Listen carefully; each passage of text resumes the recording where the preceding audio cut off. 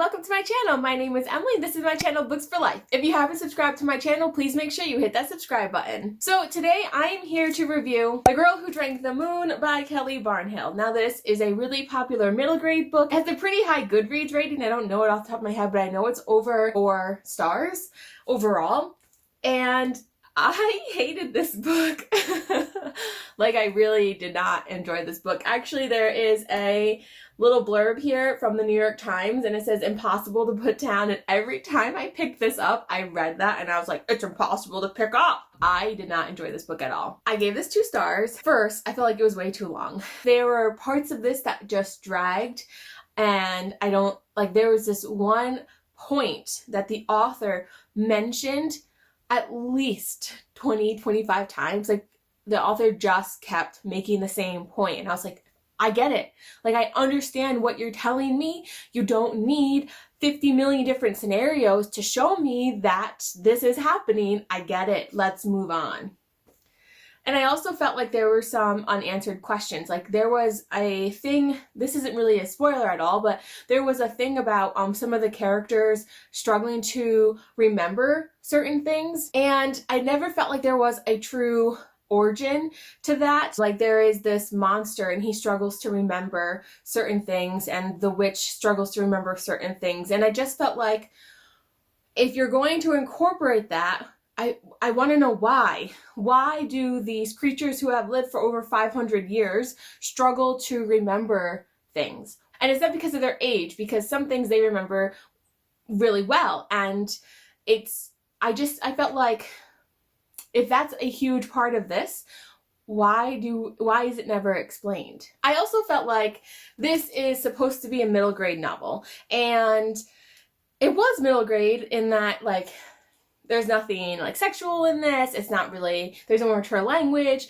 Like, it's fine for a middle grader to read. However, I would argue that there's 2 main characters. There's the little girl, and she starts off as a baby and then grows to be 13. She's actually like only 13 for I don't even know if it's like a third of the book. Like, you see her growing throughout the book. So she's not even like a really great character for like middle grade students to rally behind, because she's not their age for like a lot of the novel. And then the other character is like Antane, and I'm not even sure how you say it. And he's like in his 20s. Like, he starts off as a teenager, and then he like goes into his 20s, and you like follow him in his story. Like, he's not a middle schooler. Like, middle school kids are going to struggle to connect with him. So I didn't like that.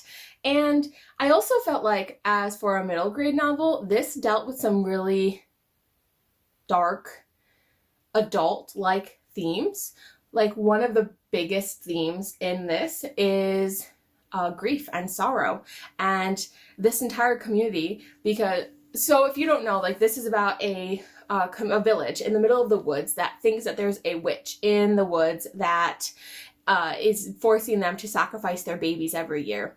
So on sacrifice day, they have to sacrifice the youngest child, the one that's just been born, the most recent, and give it to the witch. There is actually a witch that lives in the woods, and she keeps finding these babies, and so every year she makes sure she's there, and she grabs them, and she takes care of them, and she loves them, and then she brings them through the woods and finds a home for them. So this town, this village that keeps giving up their babies, like, it is full of grief and sorrow, and, because you have just lost a child.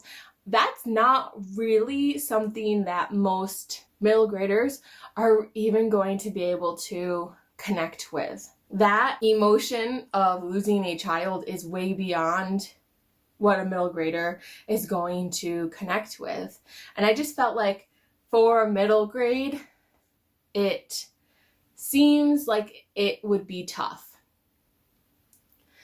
I also have a really terrible opinion because a lot of people love the little like dragon, Firion, as like a character in this story, and I found him to be so annoying. Like, he is a dragonling, like, he's a baby dragon that's never grown up, and he's like 500 years old and still a baby, and I just thought, like, I think he's supposed to be like the comic relief character, and is supposed to be the one that's like just bringing joy and love and happiness, but really I just found him to be annoying.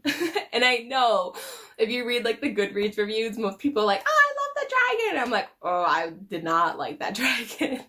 Yeah, so overall, I just felt like it wasn't a great middle grade read. It dragged on in spots.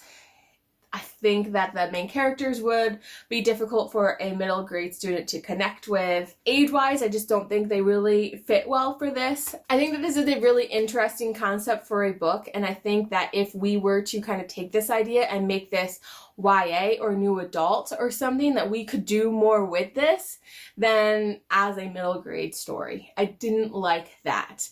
I think if you are going to focus on the loss of children and grieving with that and the sorrow that an entire community feels after having their babies stolen from them for the last 500 years, then that's definitely more of an adult topic. Like, we could have taken the place of a mom who has just lost her child, or who is pregnant and is scared, and maybe she seeks vengeance or like does something else, or like a teenager whose sister or brother has just been given to the witch. Like, we could have done more with this story, I think, if it was not a middle grade story. I think it would have worked much better that way. So if you read this, and I would love to hear your thoughts about it. I haven't chatted with anyone about it, so let me know. I mean, it won an award. Like, people really do love this book, but it just didn't hit the mark for me. So if you like this video, please give a thumbs up. Don't forget to hit subscribe. I'll be back with more bookish videos soon. As always, keep reading.